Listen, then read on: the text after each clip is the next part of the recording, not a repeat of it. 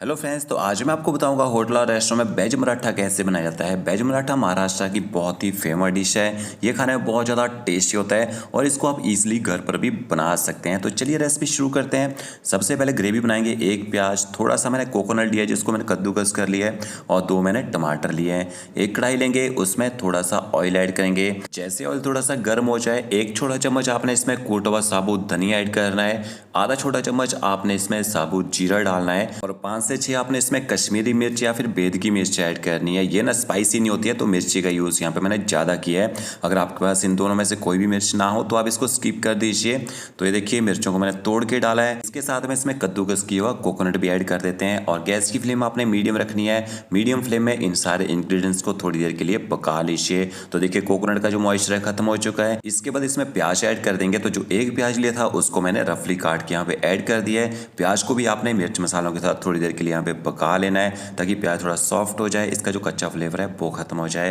तो देखिए, प्याज को भी थोड़ी देर पका लिया है। एक बड़ा चम्मच आपने इसमें व्हाइट तिल ऐड करने हैं, और 5 से 6 आपने इसमें काजू ऐड करने हैं। तो यहाँ पे मैंने काजू टुकड़ा का यूज़ किया है। तिल और काजू से ना ग्रेवी में अच्छी रिचनेस आएगी, और काजू और तिल को भी अच्छी तरह से प्याज के साथ मिक्स कर लेते हैं। इनको भी आपने थोड़ी देर पका लेना है। तो ग्रेवी बनाना बहुत ही आसान है, और इस ग्रेवी का टेस्ट ना बहुत ही बेहतरीन आता है।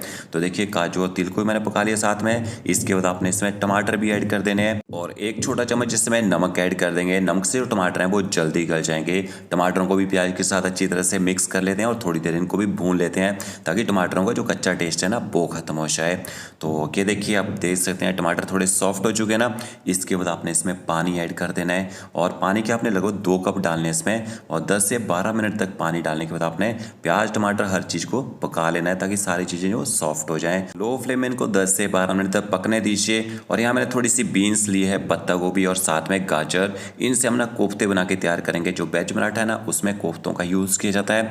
तो ये देखिए, इनको आपने बारीक काटना है। मुझे बहुत सारे कमेंट्स आते हैं कि आप कटिंग भी दिखाया करो, अब इतनी बारीक कटिंग कैसे करते हैं। देखिए, पत्ता गोभी को आप पहले जूलिन काट दीजिए। उसके बाद सारी की सारी पत्ता गोभी आपने पकड़नी है एक बार में, और इस तरह से ईजिली आप पत्ता गोभी को बारीक काट सकते हैं। देखिए, एक बराबर कटिंग होगी ना। गाजर को आपने स्लाइस काटना है पहले। ये देखिए, इस तरह से बारीक स्लाइस काटना है, और बड़े आराम से काटना है, क्योंकि गाजर जो हार्ड होती है, अब जल्दी जल्दी काटेंगे तो हाथ कट सकता है। और क्या देखिए, स्लाइस काटने और सारी की सारी गाजर को इकट्ठा करके पकड़िए, और इस तरह से आप गाजर को भी जूलिन कर लीजिए पहले। और जूलिन करने के बाद इसी तरह से आपने दोबारा से गाजर को घुमा के पकड़ना है, और इस तरह से आप गाजर को फाइन चॉप कर सकते हैं। तो सब्जियों को आपने बारीक काटना है। अगर आप मोटा काटेंगे तो जब आप कोफ्ते बनाएंगे तो कोफ्ते ना फट जाते हैं। तो ये देखिए, गाजर यहाँ मैंने काट दी है। अब जो बीन्स है इसको आपने ना कट लगाना है अंदर से। देखिए, इस तरह से कट लगा लीजिए, और सारी की सारी बीन्स को मैंने इस तरह से कट लगा लिए। एक बार में सारी बीन्स को पकड़िए, और आराम आराम से आपने बीन्स को भी बारीक काट लेना है। देखिए, इस तरह से। तो इस तरह से आज के बाद आप सब्जियों की कटिंग करेंगे। इस कटिंग का यूज़ आप मंचूरियन बनाने में कर सकते हैं, सूप में कर सकते हैं, और कोफ्ते में कर सकते हैं। तो एक बाउल के अंदर सारी की सारी सब्जियां मैंने ऐड कर दी हैं। थोड़ा सा आपने पनीर लेना है, पनीर भी कद्दूकस करके आपने इसके अंदर डाल देना है। इसके साथ में आपने एक उबला हुआ आलू लेना है, उसको भी कद्दूकस करके आपने डाल देना है। साथ में आधा छोटा चम्मच आप इसमें नमक ऐड कर दीजिए। इसके साथ में थोड़ा सा हल्दी पाउडर ऐड करेंगे। थोड़ा सा आपने इसमें लाल मिर्ची पाउडर ऐड करना है। अगर आप तीखा नहीं खाते हैं, लाल मिर्ची पाउडर स्किप कर दीजिए। आधा चम्मच आपने धनिया पाउडर, आधा चम्मच आपने इसमें जीरा पाउडर, और आधा चम्मच आपने इसमें गरम मसाला पाउडर ऐड करना है। इन सारे मसालों को भी सब्जियों के साथ अच्छी तरह से मिक्स कर लेते हैं, और अच्छी तरह से आपने सब्जियों को मैश कर लेना है। जैसे आप सब्जियों को मैश करेंगे ना, सब्जियां थोड़ा सा पानी छोड़ना शुरू कर देंगी। अब इसकी बाइंडिंग के लिए आपने क्या डालना है, बेसन यूज़ कीजिए। 4 छोटे चम्मच आपने इसमें बेसन डालना है। इससे ना कोफ्तों में अच्छी बाइंडिंग आएगी, आपके कोफ्ते फटेंगे नहीं। और 3 से 4 छोटे चम्मच आपने इसमें कॉर्नफ्लावर डालना है। वैसे ज़्यादातर लोग इसको बनाने के लिए मैदे का यूज़ करते हैं, बट मैंने मैदे की जगह बेसन का यूज़ किया है। थोड़ा सा आपने इसमें बेकिंग पाउडर डालना है। बेकिंग पाउडर से क्या होगा, कोफ्ते अच्छी तरह से फूलेंगे। जब अच्छे से कोफ्ते फूल जाएंगे ना, अंदर तक अच्छी तरह से पक जाते हैं। तो इन सबको भी अच्छी तरह से मिक्स कर लेते हैं। ये देखिए, इस तरह से। तो पानी डालना आपने इसमें, पानी डालेंगे तो आपका मिक्सचर गीला हो जाएगा, और अच्छे से आप इसके कोफ्ते नहीं बना पाएंगे। देखिए, इस तरह से मिक्सचर बना के तैयार करना है। इसके बाद हाथ को आप गीला कर लीजिए थोड़ा सा, और गीला करने के बाद आपने इसके लंबे लंबे से कोफ्ते बनाने हैं, या फिर आप टिक्की की तरह कोफ्ते भी इसके बना सकते हैं, राउंड भी बना सकते हैं। ये देखिए, इस तरह से सारे के सारे कोफ्ते आप बना लीजिए। ये देखिए, कितने सारे कोफ्ते बने इतने से मिक्सचर के।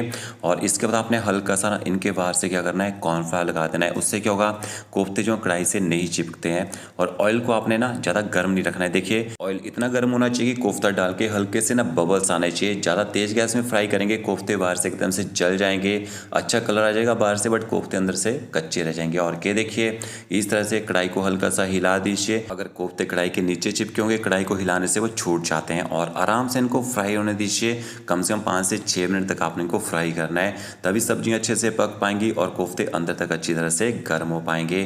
तो ये देखिए अच्छा कलर आ चुका है, कोफ्ते एकदम सॉफ्ट हो चुके हैं, हल्के हो चुके हैं। इसके बाद आप इनको निकाल लीजिए।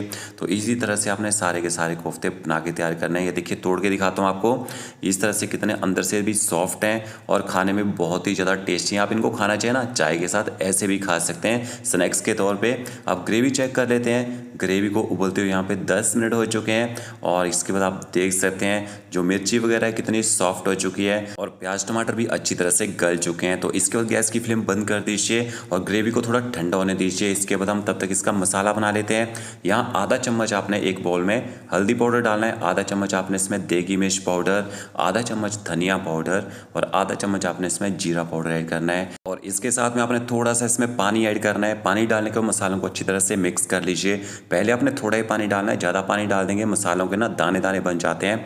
फिर आप थोड़ा सा पानी और ऐड कीजिए। तो मसालों को पानी के साथ मिक्स करके 5 मिनट का रेस्ट देंगे। मसाले सॉफ्ट हो जाते हैं, जल्दी पक जाते हैं। और यहाँ पे देखिए ग्रेवी भी ठंडी हो चुकी है, इसका आपने एकदम फाइन पेस्ट बना देना है। और ग्रेवी को आपने थोड़ा सा छान लेना है, क्योंकि ग्रेवी के अंदर ना छिलके रह जाते हैं, मिर्ची के छिलके, टमाटरों के छिलके। तो इसको आप छान के यूज़ कीजिएगा वेज पराठा बनाने के लिए। और ये देखिए आपको छिलके दिखाता हूँ कितने सारे इसके अंदर छिलके बचेंगे, ये देखिए। तो इस तरह से आप ग्रेवी को छान के यूज़ कीजिएगा। तो इसके बाद हम इसका तड़का तैयार करेंगे। यहाँ कढ़ाई के अंदर थोड़ा सा ऑयल ऐड करना है, ज़्यादा ऑयल का यूज़ नहीं करना है क्योंकि दूसरी बार हम इसमें तड़का लगा रहे हैं। साथ में थोड़ा सा बटर ऐड करेंगे, आधा चम्मच आपने इसमें अदरक लहसुन का पेस्ट ऐड करना है। अब बटर में यहाँ पे 2 डालता हूँ, बटर के साथ आप अदरक लहसुन के पेस्ट को पकाएंगे ना तो चीटे जो हैं उसके ना वो कढ़ाई के बाहर नहीं आते हैं। मीडियम फ्लेम में अदरक लहसुन के पेस्ट को पका लीजिए। इसका जो मसाले हमने पानी में मिक्स करके रखे थे वो भी ऐड कर देने आपने यहाँ पे। और गैस की फ्लेम उसी तरह से आपने मीडियम रखनी है और मसालों को भी मीडियम फ्लेम में तब तक पकाना है जब तक मसाले दानेदार ना हो जाए पकने के बाद। तो देखिए मसाले दानेदार हो चुके हैं। इसके बाद इसमें ग्रेवी ऐड कर देंगे, जो ग्रेवी हमने छान के रखी थी। और अभी आपने ग्रेवी में ना पानी ऐड नहीं करना है, क्योंकि जब हम ग्रेवी को ग्राइंड करते हैं ना बॉयल करने के बाद, तो उसका जो टेस्ट है ना वो थोड़ा सा फीका हो जाता है। तो ग्रेवी को भी अच्छी तरह से पकाना पड़ता है। तो अच्छी तरह से पहले मिर्च मसालों के साथ ग्रेवी को मिक्स करते हैं। जैसे ग्रेवी उबलना शुरू हो जाएगी ना, ऊपर से कवर कर दीजिए। हाई फ्लेम में 4 से 5 मिनट तक आप ग्रेवी को पकने दीजिए। कि देखिए 4 से 5 मिनट के बाद आप देखेंगे ग्रेवी अच्छी तरह से ऑयल छोड़ देगी। और जब ग्रेवी अच्छी तरह से पकने के बाद ऑयल छोड़ देती है, उस ग्रेवी का जो टेस्ट है बहुत ही बढ़िया हो जाता है। इसके बाद आपने इसमें 1 से 1.5 कप पानी ऐड कर देना है और अच्छी तरह से मिक्स कर लेना है। तो ये छोटे छोटे टिप्स होते हैं जो हम आपको प्रॉपर तरीके से समझाते हैं, कैसे खाने में अच्छा टेस्ट लाना है, कैसे होटल जैसी ग्रेवी बनानी है। टेस्ट कर लेते हैं ग्रेवी का टेस्ट कैसा है। नमक कम लग रहा था, थोड़ा सा नमक ऐड कर दिया मैंने। थोड़ी सी इसमें रोज की कसूरी मेथी ऐड करेंगे, अच्छा फ्लेवर आता है इससे। थोड़ा सा आपने इसमें गर्म मसाला पाउडर ऐड करना है। तभी मैंने ग्रेवी को बनाने के लिए खड़े मसालों का यूज़ नहीं किया था, क्योंकि मैंने इसमें गर्म मसाला पाउडर यूज़ किया। यहाँ पे अच्छी तरह से इनको मिक्स कर लेते हैं। और जो कोफ्ते हमने बना के तैयार किए थे वो कोफ्ते भी आपने इसके अंदर ऐड कर देने हैं। और इसके बाद अपने कोफ्तों को ना ज़्यादा नहीं पकाना है। क्यों? कोफ्तों को ज़्यादा पकाते हैं तो वो ज़्यादा ही सॉफ्ट हो जाते हैं और टूटना शुरू हो जाते हैं। तो कोफ्तों को अच्छी तरह से मिक्स कीजिए और मीडियम टू लो फ्लेम में आपने कोफ्तों को ना कम से कम 1.5 से 2 मिनट तक पका लेना है। और ऊपर से कवर कर दीजिए, 1.5 से 2 मिनट तक इनको पकने दीजिए। ये देखिए 1.5 से 2 मिनट के आप देखेंगे ग्रेवी थोड़ा सा ऑयल छोड़ना शुरू कर देगी। लास्ट में आपने ऊपर से बारीक कटा हुआ हरा धनिया डालना है। इसके साथ में आप थोड़ी सी क्रीम डाल दीजिए। अगर आपके पास मावा है थोड़ा सा आप मावा भी डाल सकते हैं। अच्छी तरह से इनको मिक्स कर लेते हैं। तो ये हमारा वेज पराठा तैयार हो चुका है। वीडियो अच्छा लगा होगा लाइक शेयर कमेंट जरूर कीजिएगा। Okay friends, thank you.